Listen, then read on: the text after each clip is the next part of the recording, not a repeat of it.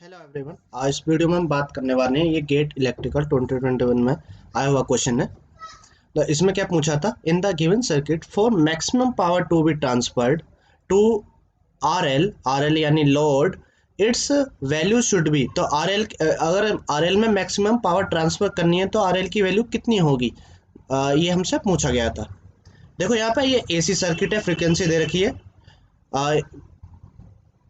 एक इंडक्टर दे रखा है 4 मिली हेनरी का, एक कैपेसिटर दे रखा 0.5 माइक्रोफैरड का, एक रजिस्टर भी लगा हुआ है 2 ओम का। तो यहाँ पे ध्यान से देखो, जब इंडक्टर के ये आ जाते हैं तो थेवेनिन इम्पीडेंस जो आने वाला वो कैसा होगा, कॉम्प्लेक्स नंबर होगा। ठीक है, क्योंकि ये इंडक्टर और कैपेसिटर क्या लाएंगे, कॉम्प्लेक्स ही लाएंगे लोड को। सॉरी, जो थेवेनिन इम्पीडेंस होगा। अब इसके देखो यहाँ पे ध्यान से देखो, एक टिप्स है इंपॉर्टेंट। जब लोड प्योर रेजिस्टिव हो, जैसे यहाँ पे है ये आर एल, तब क्या होता है, थेवेनिन इम्पीडेंस और थेवेनिन इम्पीडेंस हो कॉम्प्लेक्स, जो कि आएगा ही क्योंकि इंडक्टर और कैपेसिटर आ गए। द मैक्सिमम पावर ट्रांसफर करने के लिए जो कंडीशन होती है, आर एल जो होना चाहिए वो मोड ऑफ थेवेनिन इम्पीडेंस के इक्वल होना चाहिए। तो हम क्या करेंगे, इसका मोड निकाल देंगे, जो भी थेवेनिन इम्पीडेंस आएगा। थेवेनिन इम्पीडेंस कैसे निकालते हैं, थेवेनिन इम्पीडेंस निकालेंगे, हम कैसे निकालेंगे, थेवेनिन इम्पीडेंस निकालने के लिए क्या करते हैं हम, वोल्टेज इंडिपेंडेंट सोर्स को शॉर्ट कर देते हैं और करंट इंडिपेंडेंट सोर्स को ओपन कर देते हैं। करंट इंडिपेंडेंट सोर्स तो है नहीं, वोल्टेज इंडिपेंडेंट सोर्स दिख रहा है मुझे, मैं क्या कर दूंगा, इसको शॉर्ट कर दूंगा। तो इसको बस शॉर्ट कर दो, कर देते हैं शॉर्ट। ये कितना बचा है यहाँ पे, 4 मिली हेनरी। ये कितना बचा, 2 ओम। और ये कितना बचा यहाँ पे, 0.5 मिली फेरेड। और मैं यहाँ से क्या कर रहा हूँ, इसको देखता हूँ। ठीक है, ये क्या मेरा यहाँ से ZTH, एक बार ZTH मिल जाए फिर मैं क्या कर दूंगा, उसका मोड निकाल दूंगा, जो कि मेरा RL के इक्वल आ जाएगा। फिलहाल यहाँ पे ये जो दे रखा इंडक्टेंस दे रखा, इसका इसका रेजिस्टेंस निकाल लो। कैसे निकालेंगे, अब इंडक्टर के लिए क्या फॉर्मूला होता है, मैंने कह दिया, इसका जो इंडक्टर रेजिस्टेंस ZL है। तो ZL का जो होता है जे ओमेगा एल। ठीक है, ओमेगा की वैल्यू दे रखी है 1 किलो रेडियन पर सेकेंड, यानी 1000 रेडियन पर सेकेंड। एल की वैल्यू दे रखी है 4 मिली हेनरी।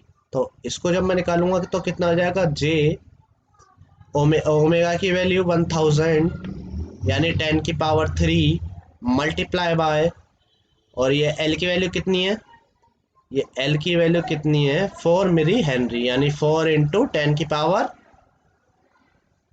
-3।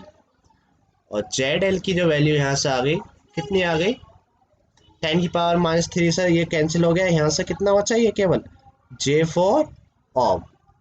ऐसे ही यहाँ से जेड सी निकाल लेते हैं। जेड सी के लिए फॉर्मूला होता है 1/J ओमेगा सी। तो यहाँ से इसका निकाल लेते हैं, ZC = 1/J, ओमेगा की वैल्यू 10 की पावर 3 और सी की वैल्यू है 0.5, कितनी, मल्टीप्लाई 0.5 इंटू 10 की पावर कितना मिली है, तो -3।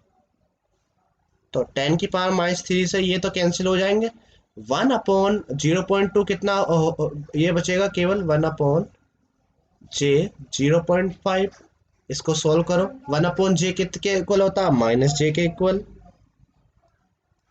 किसके इक्वल होता है, -J के इक्वल। और अब 0.5 का 1/0.5 कितना हो जाएगा, 2।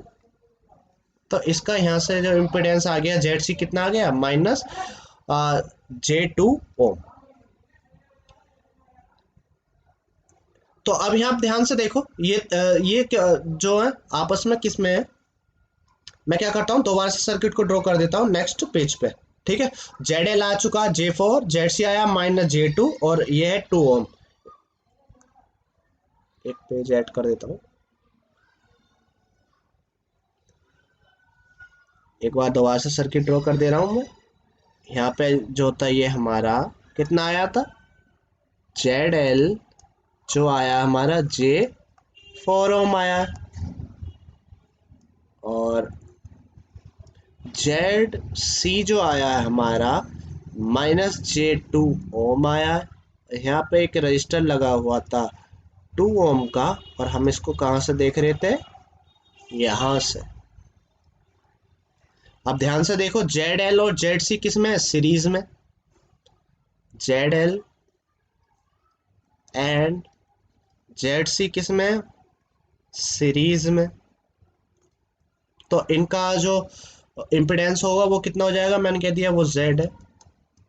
Z L plus Z C कितना आ जाएगा, जेड एल की वैल्यू है J4, जे उसकी कितनी है J2,